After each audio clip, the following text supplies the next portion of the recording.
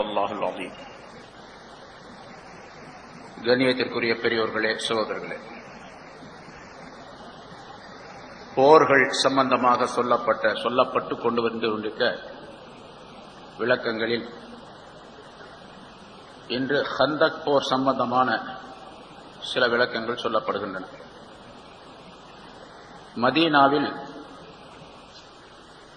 ரசூலுல்லாஹி ஸல்லல்லாஹு அலைஹி வஸல்லம் அவர்கள் அங்கே சென்ற பொழுது மதீனாவிலேயே வசிக்கக்கூடிய அரபியர்கள் இருந்தார்கள். அவர்களிலே இரண்டு பெரும் கூட்டத்தினர் வாழ்ந்து கொண்டிருந்தார்கள். ஒரு கூட்டத்திற்கு பெயர் அவுஸ் என்பதாக சொல்லப்படும், இன்னொரு கூட்டத்திற்கு பெயர் ஹஸ்ரஜ் என்பதாக சொல்லப்படும்.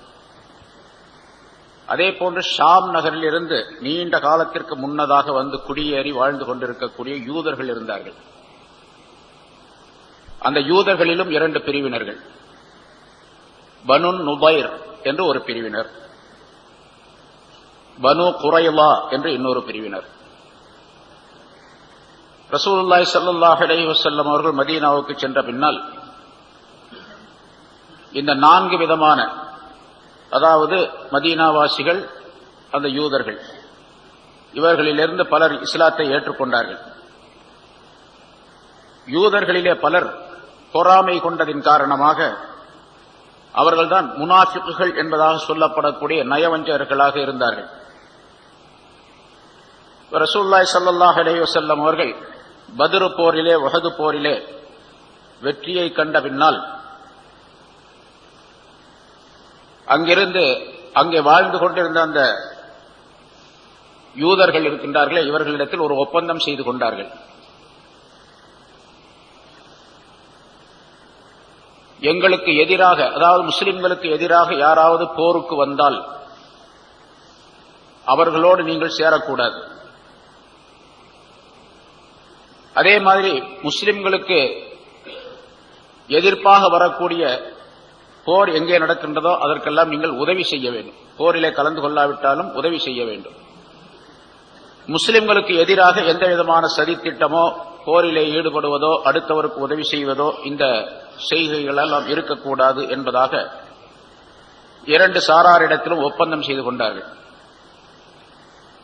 அதிலே உஹது போர் முடிந்த உடனேயே பனு நுபைர் என்ற கூட்டத்தினர் அந்த ஒப்பந்தத்திற்கு மாற்றம் செய்ய ஆரம்பித்தார்கள். ரசூலுல்லாஹி ஸல்லல்லாஹு அலைஹி வஸல்லம் அவர்களை கண்டித்தார்கள். பிறகு அவர்கள் ஒப்பந்தத்தை முறித்த காரணத்தினால் அவர்கள் மதீனாவிலிருந்து வெளியேறிவிட வேண்டும் என்பதாக ஒரு சட்டத்தை சொன்னார்கள். அதுபோன்று அவர்கள் ஒப்பந்தம் மீறப்பட்டதின் காரணமாக வெளியேறிவிட வேண்டும் என்பது முதலிலேயே சொல்லப்பட்ட விஷயம். அதனால அந்த யூதர்களிலே பனு நுபைர் என்ற அந்த கூட்டத்தினர் மதீனாவிலிருந்து ஒரு 200 கிலோமீட்டர் தூரத்தில் இருக்கக்கூடிய ஹைபர் என்ற இடத்திற்கு அனுப்பப்பட்டு விட்டார்கள். அந்த கூட்டத்தினர் ஹைபர் என்ற இடத்திலே போய் அவர்கள் குடியேறி வாழ்ந்து கொண்டிருந்தார்கள். இப்போ இது, அதாவது உஹது போர் நடந்தது ஹிஜ்ரி 3வது ஆண்டு. இப்பொழுது சொல்லப்படக்கூடிய இந்த ஹந்தக் என்ற இந்த போராகிறது 4வது ஆண்டிலே அல்லது ஹிஜ்ரி 5வது ஆண்டிலே நடந்தது என்பதாக சொல்லப்படுகின்றது. இதுவும் ஷவ்வால் மாதத்திலே. உஹது போர் எப்படி ஷவ்வாலில் நடந்ததோ அதே போன்று அடுத்த ஆண்டு ஷவ்வால் மாதம். ஆனால் பெரும்பாலான உலமாக்களிடத்திலே ஹிஜ்ரி 4வது ஆண்டுதான் என்பதாக உறுதி செய்யப்பட்டிருக்கின்றது. இப்ப அந்த வெளியேறி சென்ற அந்த பனு நுபைர் கூட்டத்தினர் ரசூலுல்லாஹி ஸல்லல்லாஹு அலைஹி வஸல்லம் அவர்களின் மீது கடுமையான கோபம் கொண்டிருந்தார்கள். நாம் காலமாக நீண்ட காலமாக வாழ்ந்து கொண்டிருந்த மதீனாவை விட்டு நாம் வெளியேற்றப்பட்டு விட்டோம், நாடு கடத்தப்பட்டு விட்டோம் என்ற காரணத்தினால் எப்படியாவது இவர்களை பழிவாங்க வேண்டும் என்ற எண்ணத்திலேயே இருந்தார்கள்.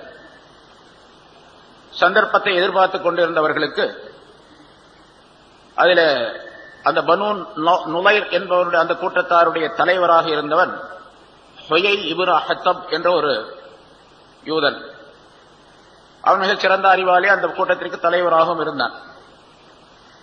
அவன் சில மனிதர்களை சேர்த்துக் கொண்டு தன்னுடைய கூட்டாளிகளை மக்காவுக்கு சென்றான்.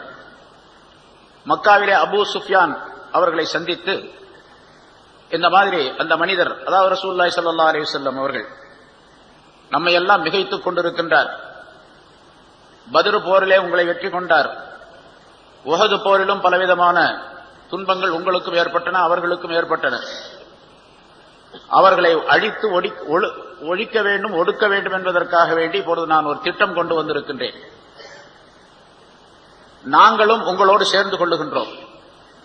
எங்களையும் அவர் வெளியேற்றி விட்டார் மதீனாவில் இருந்து. ஆகவே நாங்களும் உங்களோடு சேர்ந்து கொள்ளுகின்றோம்.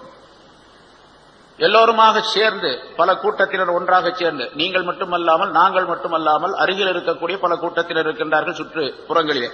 எல்லோருமாக சேர்ந்து ஒன்றாக கூடி இந்த முஹம்மது ஸல்லல்லாஹு அலைஹி வஸல்லம் அவர்களையும் அவருடைய அந்த மார்க்கத்தையும் ஒழிக்க வேண்டும் என்பதாக அபூ சுஃபியானிடத்தில் சொன்னவுடன் அபூ சுஃபியான் கேட்டார், நீங்களும் அஹ்லுல் கிதாப் வேதக்காரர்கள், அவரும் வேதக்காரர், அவருக்கு ஒரு வேதம் கொடுக்கப்பட்டிருக்கிறது, உங்களுக்கு ஒரு வேதம் கொடுக்கப்பட்டிருக்கிறது.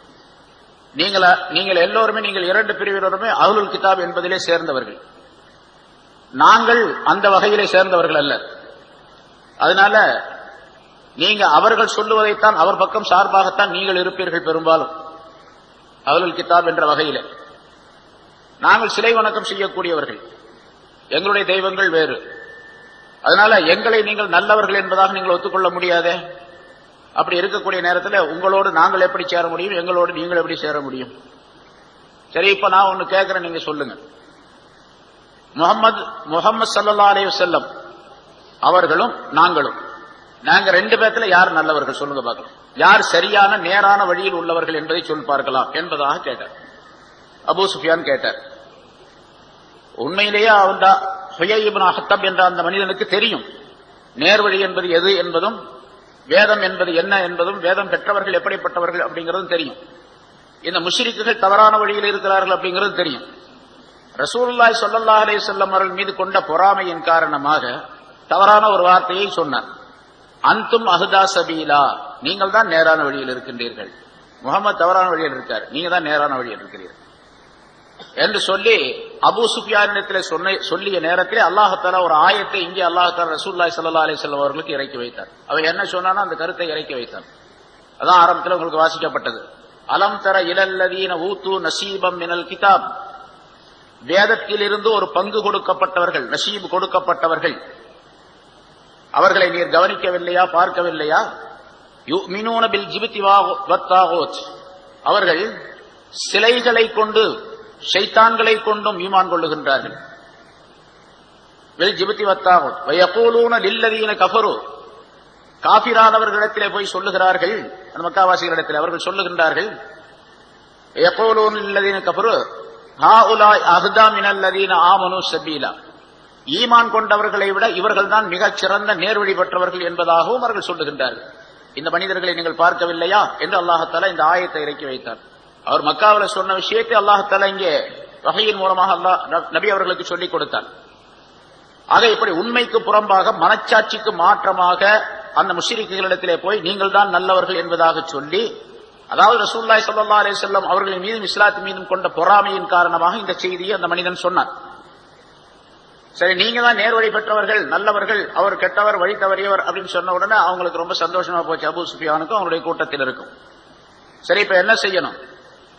இதே மாதிரி நாங்கள் சுற்றுப்புறத்தில் இருக்கக்கூடிய சில கிளையினர், சில கூட்டத்தினரையும் நான் போய் கண்டு வருகின்றேன், அவர்களையும் நம்மோடு சேர்த்துக் கொள்வோம் என்பதாக சொல்லி அந்த சுற்றுப்புறங்களிலே கத்ஃபான் என்ற ஒரு பெரிய கூட்டத்தினர் இருக்கின்றார்கள்.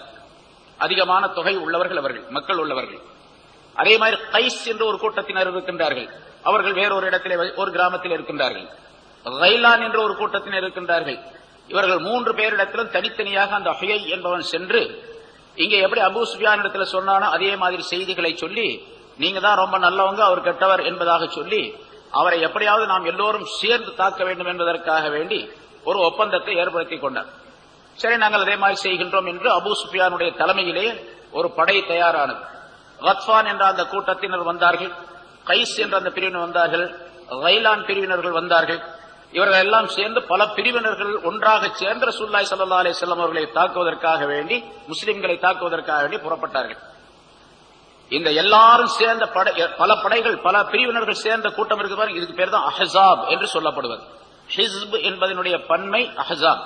அஹ்ஸாப்னா பல கூட்டங்கள், ஹிஸ்புன்னு சொன்னா ஒரு கூட்டம், அஹ்ஸாப் என்ற கூட்டங்கள். அல்லாஹ் தஆலா சூரத்துல் அஹ்ஸாப் என்று ஒரு அத்தியாயத்தை இறக்கி வைத்திருக்கின்றார். 22வது ஜூஸுடைய கடைசியில் அது வருகின்றது. சூரத்துல் அஹ்ஸாப் என்பதாக அந்த அத்தியாயத்தில் 21வது ஜூஸுடைய கடைசியில 22வது ஜூஸில் அது தொடர்கின்றது. அந்த அஹ்ஸாப் என்ற சூரத்திலே அல்லாஹ் தஆலா இந்த செய்தியை பற்றி சில ஆயத்துக்களை இறக்கி வைத்தான். அந்த ஹந்தக் என்ற அந்த போரிலே நடந்த சில நிகழ்ச்சிகள் என்ன நடந்தது என்பதை பற்றி அல்லாஹ் தஆலா அந்த ஆயத்திலே சொல்லி காட்டுகின்றார். சரி, இப்ப இந்த மக்காவாசிகள், மற்ற சுற்றுப்புற கிராமத்தில் உள்ளவர்கள், அதே போன்று இந்த பனு குரைலா என்பவர்கள், இவர்கள் எல்லாம் சேர்ந்து, பனு நுலைர் என்பவர்கள் எல்லாம் சேர்ந்து ஒட்டுமொத்தமாக ரசூலுல்லாஹி ஸல்லல்லாஹு அலைஹி வஸல்லம் அவர்களோடு போரிட வேண்டும் என்பதற்காக வேண்டி முயற்சி செய்து ஒரு பெரிய படையை திரட்டிக் கொண்டு வருவதற்காக வேண்டி ஆயத்தமானார்கள். அதில் எத்தனை பேர் இருந்தாங்க அப்படிங்கிறது கருத்து வேறுபாடு இருக்குது. 10,000 பேர் என்பது பொதுவான கருத்து. 12,000 பேர்கள் அதில் இருந்தார்கள் என்பதாக, இன்னொரு அறிவிப்பின்படி 24,000 பேர் இருந்தார்கள் என்பதாகவும் சொல்லப்பட்டிருக்கிறது. ஆக ஒரு பெரும் படை. அதுக்கு முதல் வருஷத்துல உஹது போர்ல 3,000 பேர் தான் இருந்தாங்க. இந்த படையில இந்த ஒரு வருஷம் கழிச்ச உடனே எல்லா கூட்டத்தையும் ஒட்டுமொத்தமாக சேர்த்த உடனே 10,000 பேர் 12,000 பேர் இருக்கிறாங்க. இந்த செய்தி ரசூலுல்லாஹி ஸல்லல்லாஹு அலைஹி வஸல்லம் அவர்களுக்கு கிடைத்தது. இப்படி இந்த பனு நுலைர் என்ற கூட்டத்தினர் அங்க போய் இந்த மாதிரி செஞ்சாங்க, சொன்னார்கள். அபூ சுஃபியான் தன்னுடைய தலைமையிலே ஒரு பெரிய படையை திரட்டி கொண்டு வருகின்றார், பல மனிதர்களை சேர்த்துக் கொண்டு என்ற செய்தி கிடைத்தது. ரசூலுல்லாஹி ஸல்லல்லாஹு அலைஹி வஸல்லம் வழக்கப்படி சஹாபாக்களுடைய மஜ்லிஸை கூட்டினார்கள், மஷ்வரா செய்தார்கள், ஆலோசனை செய்தார்கள், என்ன செய்யலாம், எப்படி போரிடலாம் என்பதாக. அதில் பலரும் பல கருத்துக்களை சொன்னார்கள்.